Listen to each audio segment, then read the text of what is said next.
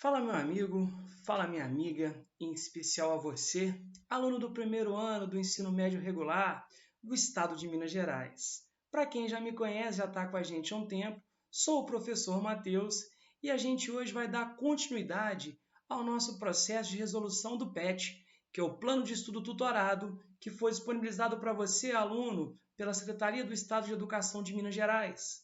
Bom, e para quem não me conhece, vem com a gente para a gente trabalhar hoje, né, e dar continuidade. Bom, moçada, o tema da nossa aula atual, qual vai ser? Colonização portuguesa e resistência. Vejam, vemos trabalhando exatamente com o quê? Com a ocupação dos portugueses no Brasil. Então, a gente está falando um pouco sobre a história do Brasil.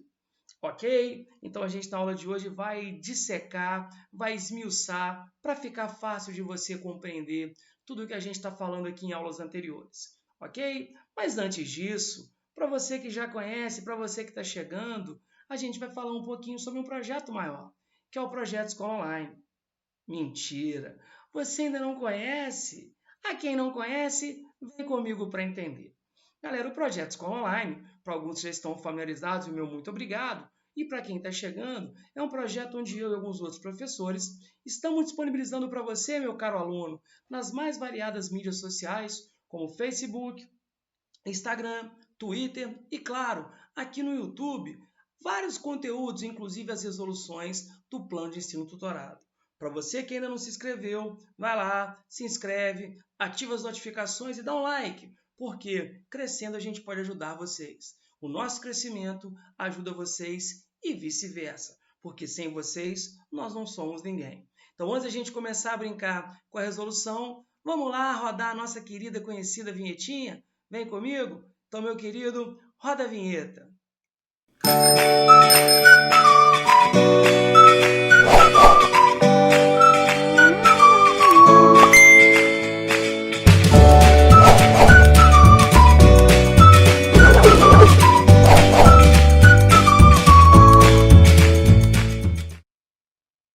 Bacana, né? Então, agora a gente pode começar a deliciar com os nossos estudos. Show de bola? Então, vamos lá. O que oferece para a gente esse PET da terceira semana? Vamos lá, galera. Leia os textos para não perder o hábito. Formas de resistência escrava. Durante todo o tempo em que foram escravizados, os negros lutaram pela sua liberdade. As formas de resistência do negro ao trabalho escravo foram as mais variadas. Então, aqui a gente está provando que aquela teoria de que o escravo aceitaria isso de boa, isso é o mais completo caô. Quais são formas de resistência? Nós podemos falar sobre as revoltas escravas. A revolta do Malês é uma muito famosa que aconteceu em Salvador. As fugas de escravos que não aceitavam muito bem. Suicídios. Os escravos, então, na verdade, se matavam. A gente pode falar dos infanticídios, quando mães matavam seus filhos para que não crescessem e sofressem como elas. Podemos falar sobre o banzo, que eles diziam da doença, da saudade da África, uma depressão, onde ficavam sem comer, se entregavam, assassinato dos seus senhores, feitiçaria, a própria capoeira. E aí, galera, para quem está com esse tempinho sobrando, se cuidando, se tiverem oportunidade, assistam um filmezinho nacional chamado Besouro, que vai contar sobre a história da capoeira e vai falar um pouco sobre a resistência dos negros no Brasil.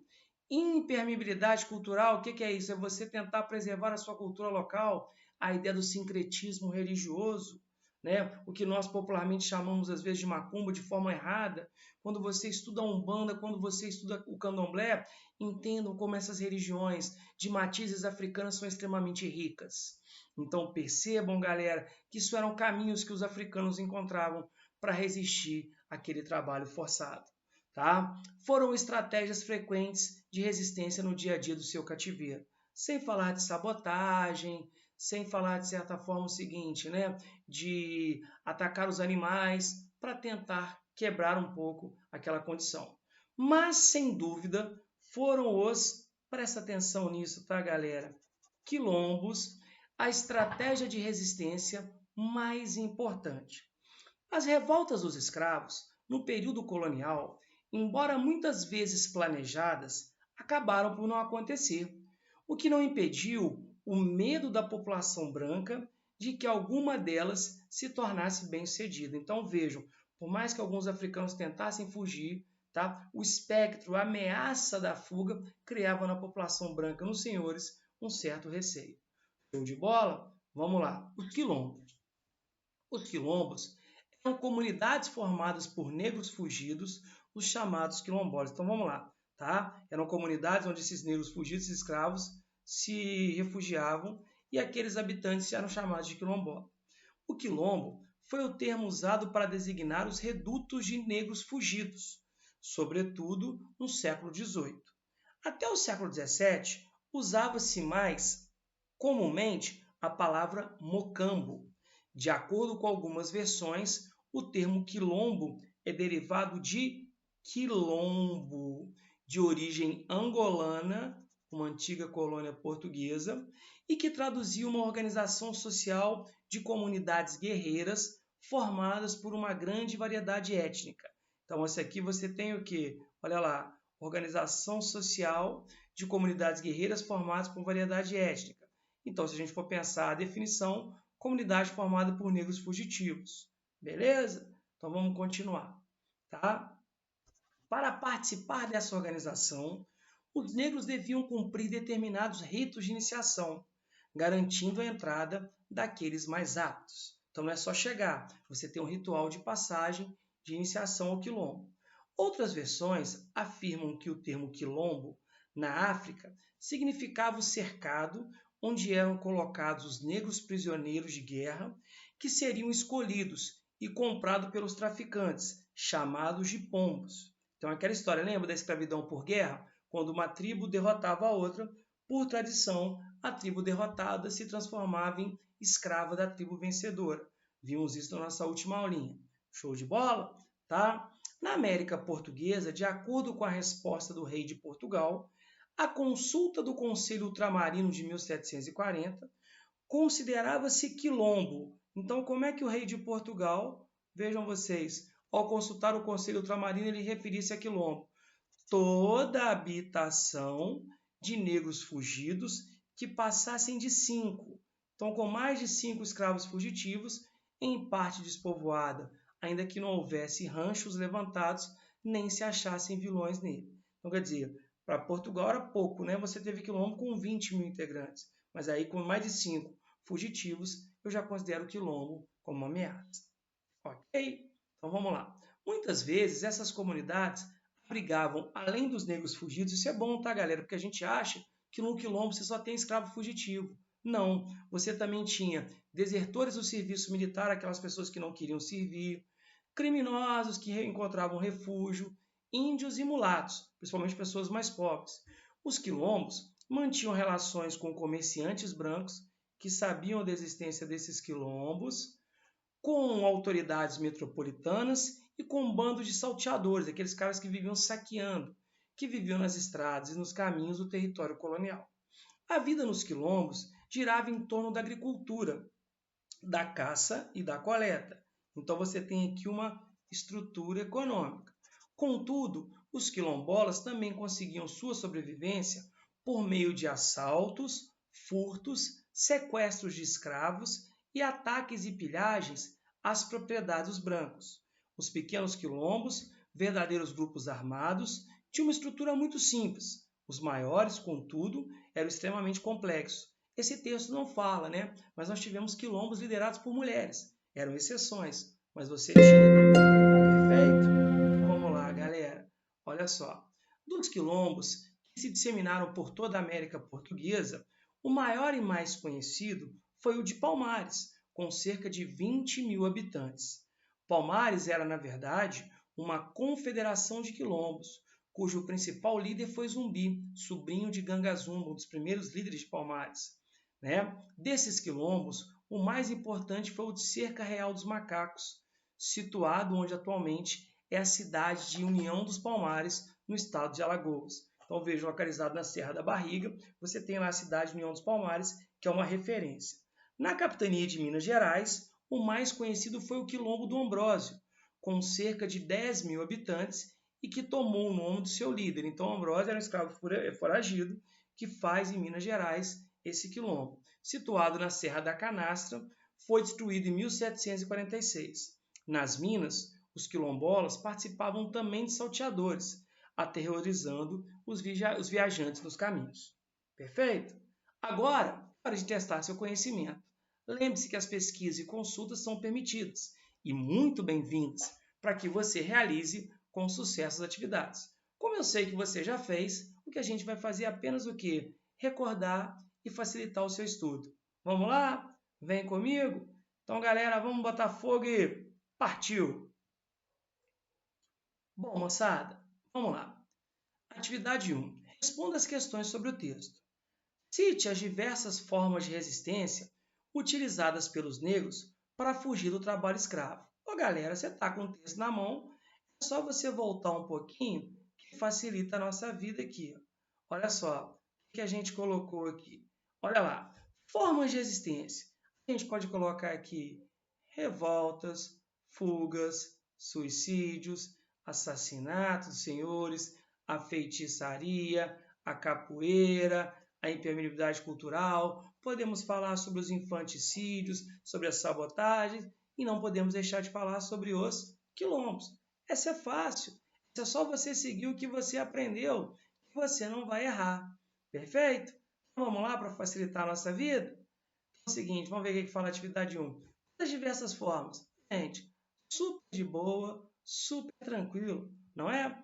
Como vimos no texto, podemos destacar revoltas, fugas, suicídios, coloquei para vocês aqui a questão do infanticídio, assassinato dos seus senhores, feitiçaria, a capoeira, a impermeabilidade cultural, a gente pode tirar essa vírgulazinha que ela não existe, como, por exemplo, a manutenção da crença em suas divindades, né? Que a gente falou do sincretismo religioso, sim, claro. Então, a gente popularmente, galera, de forma errada, pelo amor de Deus, quem está assistindo, eu sei que meus alunos não têm essa ideia, tá? A gente que, de certa forma, populariza de forma errada, como a macumba, né? A origem, galera, vejam vocês, religiões africanas, como eu falei aqui, como a ideia da Umbanda, como a ideia do Candomblé, é um caminho que os africanos encontravam. Mesmo porque vocês vão lembrar que, infelizmente, galera, aos olhos da Igreja Católica, o negro é um ser sem alma. Então, ele não tinha salvação, né? Então, quer dizer, era o caminho que eles encontravam para resistir. Show de bola? Vamos dar sequência? O que era um quilombo? Bom, galera, como a gente viu, se for pensar de acordo com o texto, quilombos, na verdade, eram núcleos, galera, formados por escravos fugitivos e que, de certa forma, tinham, além de escravos, como a gente viu, né? Criminosos, desertores, mulatos, índios. Perfeito? Então, vamos lá. São comunidades formadas por negros fugidos, conhecidos por quilombola. Então, quer dizer, todo habitante de um quilombo nós vamos conhecer como quilombolas, deixando claro a presença também de desertores do serviço militar. Eram aquelas pessoas que não queriam servir, criminosos, índios e mulatos. Tá? Então, essa é a definição tradicional. Agora, galera, vejam vocês a questão número 3. O que era um quilombo segundo a origem angolana? Bom, você está com o textinho na mão aí.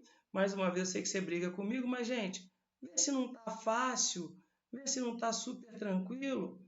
Olha aqui, ó, o que ele falou de origem angolana. O que é? Uma organização social de comunidades guerreiras formada por uma grande variedade étnica. Gente, essa aqui a respostinha está muito na cara. Está muito tranquilo, não está? Vamos lá, é só você transcrever. Eu sei que às vezes o que não é lá muito bonito, mas é o que está pedindo, ok? O que era um quilombo segundo a origem quilombola? Derivado do termo angolano quilombo, representa uma organização social de comunidades guerreiras formada por uma grande variedade étnica. Bem tranquilo, né? Mas é bom para a gente entender o seguinte, como a cultura africana é importante para a formação do nosso Brasil. Quando a gente vê essas ondas de racismo é perigoso, mas isso é interessante. Show de bola? Então vamos lá. Tá? Segundo o Conselho Ultramarino de 1740, o que o rei de Portugal considerava o quilombo? Como a gente falou, né? Não precisa nem voltar no texto, né? É só você lembrar. Segundo o texto, é considerado pelo rei de Portugal, de acordo com o Conselho Ultramarino, toda habitação de negros fugidos que passassem de 5, em parte despovoada, ainda que não houvesse ranchos levantados, nem se achassem vilões. Quer dizer, mesmo que não tivesse um criminoso, não tivesse subido uma habitação, o governo português, o rei, considerava quilombo, claro, como uma ameaça, principalmente o que? Os senhores brancos. Show de bola? Podemos seguir? Como era a vida em torno dos quilombos? Galera, o texto deixa muito claro. Vejam, a gente pode trabalhar aqui economicamente. O que a gente viu lá? Tá? Havia uma economia que baseava-se na questão da agricultura, gêneros locais, caça e coleta de animais. Mantinham relação com comerciantes brancos, como a gente viu, né? Além do contato com autoridades metropolitanas, né? Tinham contato com a coroa, mesmo que a coroa se fizesse por fingida, não saber. Para garantir de sobrevivência, em alguns casos praticavam assaltos, furtos, sequestro de escravos e ataques e pilhagem a propriedades dos brancos. Então vejam, tinha suas lideranças, como a gente falou, você tem a questão de Palmares, quando você tem a questão de Zumbi. Então, como a gente viu, quanto maior, maior a complexidade. Mas ele tem essa estrutura, principalmente de ameaça ao poder dos senhores brancos. Show de bola? Tá dando para acompanhar? Então vamos lá, vamos continuar. Bom, galera, deixa eu ver aqui o que vem. Atividade 2. Leia o texto e responda. Deus contra Palmares, liberdade por um fio. Fim do século XVI, início do século XVII. Tempo em que a escravidão africana crescia expressivamente na agromanufatura do açúcar, lembra? Aquela nossa aulinha sobre o quê? Sobre a questão da economia açucareira. Substituindo o cativeiro indígena. Então, aquela história. A gente começa a entender, né? Quando que o escravo ele começa a ser muito mais rentável, mais útil para Portugal do que o indígena, né? Para quem quiser, depois eu tenho uma aulinha no canal que ela vai falar exatamente disso, sobre a escravidão no Brasil colônia, os motivos, mas vamos seguir aqui para a gente não perder o foco. As insurreições ou revoltas de escravos não tardariam a se alastrar pelo litoral da América Portuguesa, sobretudo no Nordeste, local onde os escravos estão chegando, principalmente no século XVI, para a questão da economia açucareira. O medo que colonos jesuítas e autoridades régias, ou seja, autoridades reais, haviam muito, sentiam dos índios, seria então cada vez mais acrescido pelo pavor de rebeliões negras. Então, quer dizer, o medo que eu tinha do índio é muito maior agora com a presença de africanos no Brasil. Pânico de longuíssima duração, que longe de se restringir ao período colonial, atingiria seu ápice no século XIX, quando a gente começa a ver o quê? O crescimento e a consolidação do movimento abolicionista no Brasil. Palmares foi, com efeito, a maior rebelião e a manifestação mais emblemática, como é sabido dos quilombos coloniais. Resistiu por cerca de 100 anos às expedições repressivas, promoveu assalto aos engenhos e povoações coloniais, estimulou fugas em massa de escravos na capitania. Então, para os senhores, galera, vejam vocês, Palmares era visto como um mau exemplo. Inclusive, eu não sei se muita gente sabe da história de Zumbi. Ele, na verdade, ele é capturado, né? Ele é capturado cedo e vai ser criado com 6 anos. Ele vai ser criado por um padre e mais tarde, quando ele retorna, ele assume a condição de líder, ok? Então, você tem uma referência, tá? Referência negativa para Portugal. Palmares provocou tanta inquietação entre colonos, padres e funcionários do rei que a própria monarquia portuguesa, submetida a inúmeras pressões, tentou em diversos momentos negociar com rebeldes. Ou seja, a própria coroa sabia que mexer com Palmares, galera, era tiro, porrada e bomba. Então ela em vários momentos tentou o quê? Negociar, porque ela sofria derrotas. A exemplo do que os governos coloniais fizeram ou fariam em outras partes da Afro-América. Os agentes do colonialismo português, por várias vezes, não souberam mesmo o que fazer, apavorados com o cotidiano da rebelião palmarina. Então, quer dizer, tamanha organização, tamanha estrutura, que nem os próprios membros do governo sabiam como se portar perante a Palmares. Frustrados com as sucessivas derrotas que os calêmulas impunham a seus terços. Então, quer dizer, em vários momentos, as tropas de Palmares derrotavam tropas portuguesas. Acabariam, por isso mesmo, prisioneiros de muitos dilemas e hesitações. Tá? Então, o texto aqui do Ronaldo Vanha, um historiador fantástico, que ele vai falar lá sobre o seguinte, no livro dele, Liberdade por um Fio, História dos Quilombos no Brasil. Show de bola? Tá? Então, vamos lá, vamos continuar. Tá? que a atividade pede aqui? Na perspectiva do autor, o que representou Palmares para os atores coloniais e para a monarquia portuguesa? Bom, galera, a gente pode ver aqui, como foi falado, que Palmares era um mau exemplo, tá? Era um mau exemplo para quê? Para a coroa, para os senhores de escravos. Por quê? Porque os escravos que fugiam, né, para Palmares e que lá se encontravam, transformando-se então em quilombolas, eles eram um exemplo negativo. E também era uma ameaça, porque em vários momentos a coroa tentou negociar. Por quê? Porque ela sofria muito mais derrotas do que vitórias. Até que nós tivemos a figura de Domingos Jorge Velho, que eles vão chamar de um demônio, né, por ter conseguido botar fim ao quilombo de Palmares. Palmares representava para as autoridades portuguesas uma verdadeira ameaça, lembra? O que a gente falou? Se você quiser completar o seu texto, colocando a ideia de Palmares ser visto como um mau exemplo, tá?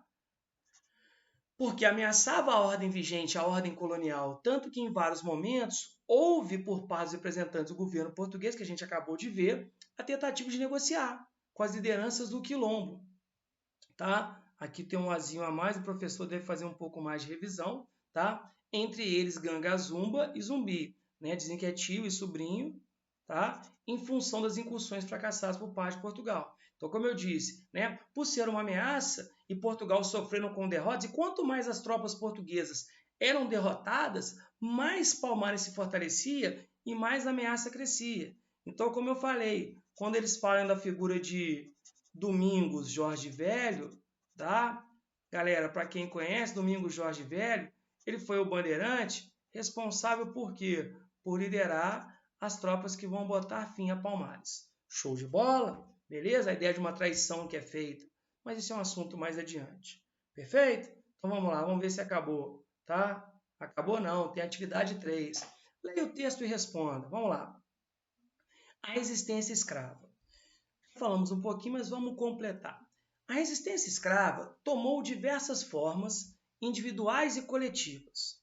No dia a dia, as formas comuns eram desobediência, então quer dizer, o tal do escravo insolente, a diminuição deliberada do ritmo de trabalho, que a gente conhece como morcegar, né? E a sabotagem, alguns sabotavam máquinas. Esta última incluía o dano à implementação de trabalho à maquinaria, maus tratos a animais de carga e a destruição de plantações, incendiando-as, por exemplo. Assista Besouro, para você entender um pouco disso aqui.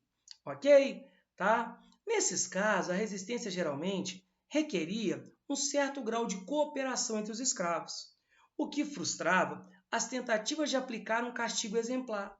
Por quê? Porque eles cooperavam, então quer dizer, você não vai pegar um para Cristo, era um grupo. Ok? Já as formas declaradas de resistência individual eram mais extremas. A autodestruição, suicídio, é como a gente falou, né? Os caras não queriam, realmente se matavam, matavam os filhos, a ideia do infanticídio, ou ataques físicos contra o seu senhor, que era uma coisa extremada, mas não deixava de ser uma reação. E seus familiares, administradores e feitores. Embora as vinganças violentas fossem raras, elas alimentavam o medo dos senhores. Tá? Então, como eu falei, às vezes por causa de castigo, alguns escravos sem nada a perder resolviam se vingar. Não era muito comum, mas isso criava uma ameaça. Ok? Eu estou lendo um livro, galera, chamado Um Defeito de Cor, da Ana Maria Gonçalves, que é fantástico. Tá? Depois, para quem gosta, procura, que vale muito a pena. Também recomendo, galera, o livro do Lázaro Ramos, Na Minha Pele, para a gente entender um pouco desse momento de intolerância que a gente está vivendo e trazer para essa realidade. Show de bola? Então vamos lá. O que fala o texto aqui ainda? Com efeito, o assassinato de um senhor por um ou mais de seus escravos sempre colocava regiões inteiras em pânico. Uma das formas mais frequentes de resistência dos escravos era a fuga individual ou coletiva. Alguns que não aguentavam metiam o pé. Desde os primórdios da colônia, existiu uma forte repressão às fugas. Os senados da Câmara, por exemplo, sempre nomearam capitães do mato, lembra os capatazes, aqueles capitães do mato? Eram homens especializados na captura de fugitivos, recompensado pelos proprietários de acordo com a distância do local onde efetuavam um reaprisionamento. Então, quanto mais longe, maior era o valor pago. Os capitães do mato eram homens livres, mas tinham origem, geralmente, nos estratos mais humildes da população, ou seja, geralmente eram mestiços ou negros. Então, aquela coisa, o cara que realmente estava do outro lado e que passa a trabalhar para o senhor. Muitas vezes, esses caçadores de escravos eram forros, ou seja, alforriados, libertos, fato que nos alerta para a amplitude do apoio à escravidão entre a população como um todo. Então você vê que a própria população tolerava a escravidão. Perfeito? Então vamos lá. Porém menos documentadas que as fugas definitivas, eram as ausências temporárias ou pequenas fugas. Com relutância, sem dúvida, os senhores de escravos aprenderam a tolerar as pequenas fugas, encarando-as como um mal necessário para evitar descontentamentos maiores na escravaria, ou seja, aquele mais indignado foge e aí quer dizer, ele realmente deixa de ser um problema, beleza? Tal como furtos, a pequena fuga transformou-se em um direito não abertamente reconhecido, mas uma vez demonstrado a complexidade da relação senhor-escravo. Então havia até uma certa tolerância para essas pequenas fugas, para esses furtos, para você o quê? Também não só castigar. Perfeito? É um texto do Douglas Leape, tá? No livro lá Escravidão no Brasil, Relações Sociais, Acordos e Conflitos. Show de bola? Texto muito bacana para completar a ideia da resistência. Beleza? Vamos ver o que se trata a atividade aqui. Com base no conteúdo do subtítulo, a resistência escrava, tá? E nas informações de Libe e Paiva, redija um texto sobre a resistência na América Portuguesa. Galera, nesse caso aqui, fica a gosto do freguês. Uma respostazinha pessoal que você vai fazer, vai poder pegar a informação dos 3 textos e falar disso, sobre as formas, o que era tolerado, o que era menos aceito. Essa é bem tranquila, para você então colocar em prática, né, o que você aprendeu. Beleza? Bem de boa, dá para fazer? Então, galera, mais uma vez, muito obrigado. Para quem tiver a oportunidade e ainda não se inscreveu, vai lá, se inscreve no nosso canal, ativa a notificação, porque como eu sempre falo, tem coisa boa por aí. Perfeito, galera? Então, olha só, só queria colocar para vocês o meu agradecimento. Nós da Escola Online agradecemos demais a participação de vocês. Fiquem com Deus e até a próxima. Show de bola? Grande abraço.